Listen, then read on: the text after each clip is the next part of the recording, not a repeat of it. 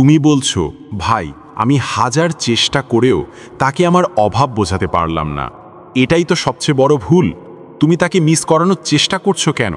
যখনই তুমি এই চেষ্টাটা করছো, তখন আসলে তুমি নিজেই বেশি করে তাকে মিস করছো। বিষয়টা কি বুঝতে পারলেন আমি কি বলতে চাইছি? আজকের এই ভিডিওটা মন দিয়ে দেখুন। আমি চ্যালেঞ্জ দিয়ে বলছি, সে আপনাকে মিস করতে বাধ্য হবেই।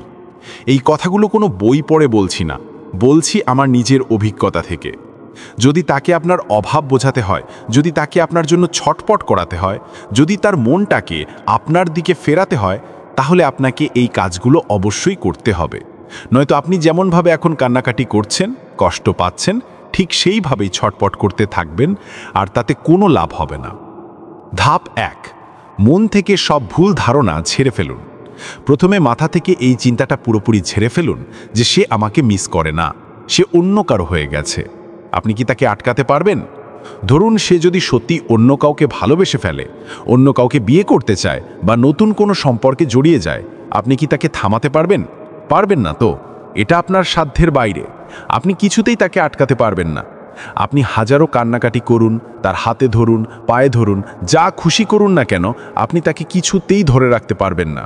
উল্টো আপনি এই চেষ্টাগুলো যত করবেন, সে ততই আরও বেশি করে অন্য সম্পর্কের দিকে ঝুঁকে পড়বে।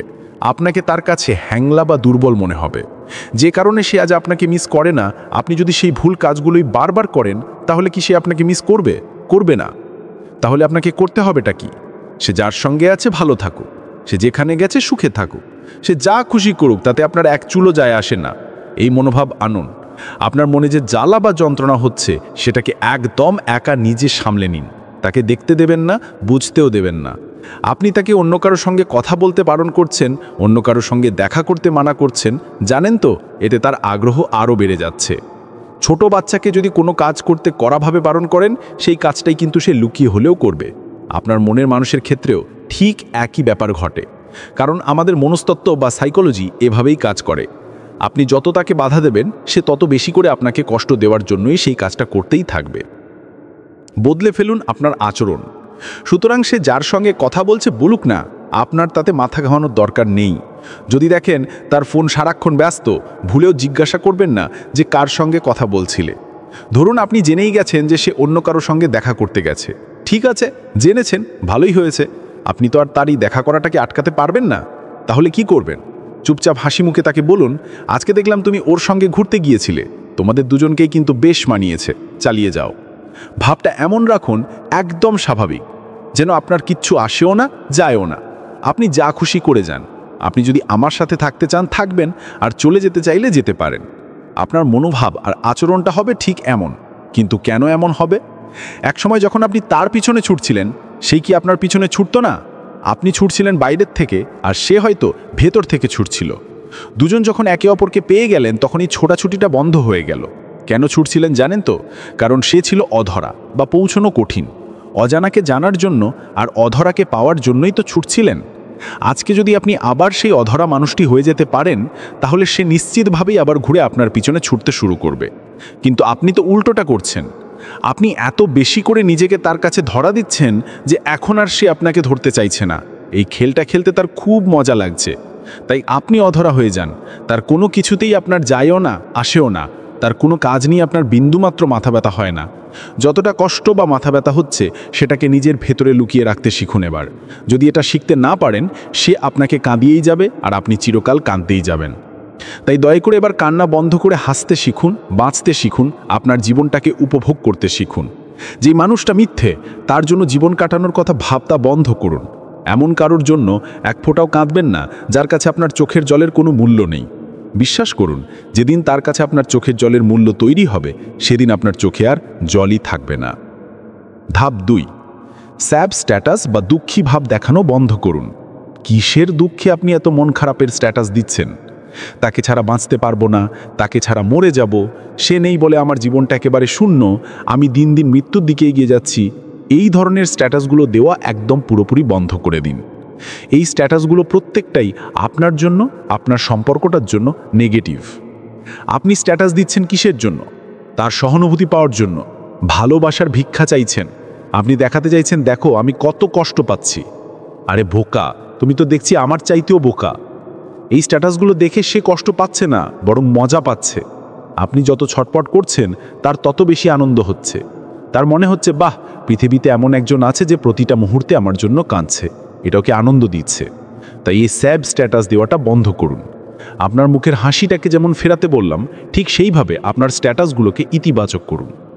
আপনি ভালো আছেন, আপনার ভেতরে কোনো দুঃখ নেই, আপনি একজন খুশি মানুষ, আপনার জীবনে দুঃখ শব্দটা নেই, এইভাবে স্ট্যাটাস দিতে শুরু করুন।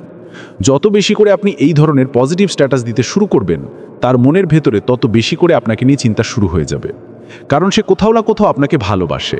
সে কোথাও না কোথাও চায় যে আপনার ভালোবাসাটা এমন পাগলামির পর্যায়ে থাকুক। সে চায় তার জন্য এমন একজন পাগল থাকুক। যেদিন আপনি এই পাগলামিটা বন্ধ করবেন, সেই দিন থেকে সে আপনাকে মিস করতে শুরু করবে। সে ছটফট করতে শুরু করবে, পাগলের মতো ভালোবাসতে শুরু করবে।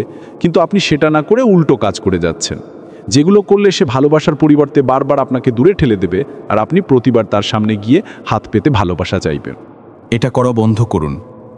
একদম পজিটিভ স্ট্যাটাস দিন। ভাবুন, কিচ্ছু হয়নি, সব ইতিবাচক। যা হয়েছে ভালো হয়েছে, যা হবে ভালো হবে, যেটা হচ্ছে সেটাও ভালো হচ্ছে। সময় এসেছে, আপনাকে বদলাতে হবে। ধাপ 3, নিজের অস্তিত্ব ও গুরুত্ব তৈরি করুন। যে ভুলটা আপনি আজীবন করে এসেছেন এবং এখনও করছেন, তা হলো আপনি প্রতিটি মুহূর্ত, আপনার সময়ের প্রতিটি সেকেন্ড শুধু তার জন্য নষ্ট করছেন। সে কেন আপনার কাছে থাকতে চাইছে না? কেন সে আপনাকে মিস করছে না? কারণ তার কাছে আপনার কোনো ভ্যালু বা দাম নেই। যে জিনিসের দাম নেই, সেই জিনিসকে কেউ গুরুত্ব দেয়? আপনি তো নিজেই বলছেন আমার কোনো দাম নেই। আপনি তো নিজেই বলছেন তুমি সব, তোমাকে ছাড়া বাঁচব না, তোমাকে ছাড়া থাকতে পারি না, খেতে পারি না, সারাদিন কাঁদে। তাহলে আপনি কোথায় আছেন? সবটা সেই মানুষটা, যা আছে ওরই আছে। আপনার কি আছে?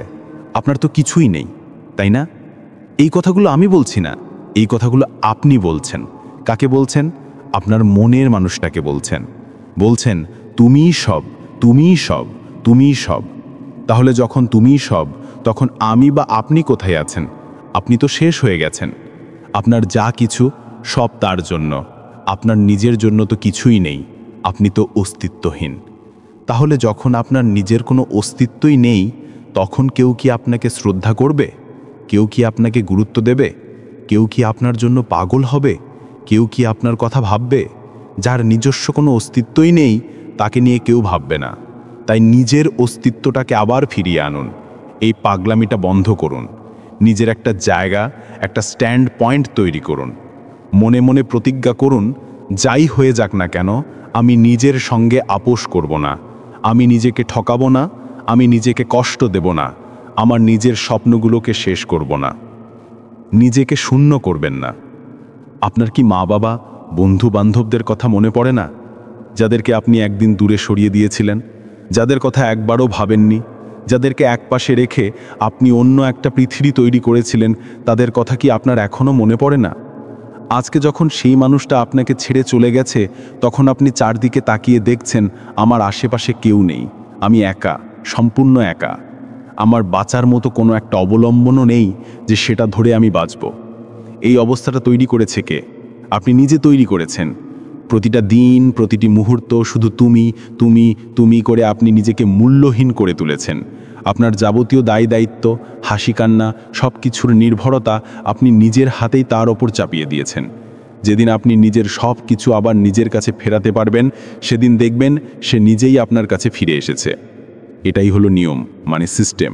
আপনি এর বাইরের মানুষ নন, আপনি এই পৃথিবীর মানুষ। আর পৃথিবীটা একটা নির্দিষ্ট নিয়মে চলে। এমন কখনোই হয় না যে 6 ঘন্টা রাত আর 18 ঘন্টা দিন হয়ে গেছে, এমন হয় না। একটি সিস্টেম আছে, আর সেই সিস্টেম মেনে আপনাকে চলতে হবে। আপনাকে আবার জোর গলায় বলতে হবে আমি বাঁচতে পারবো, আমি থাকতে পারবো।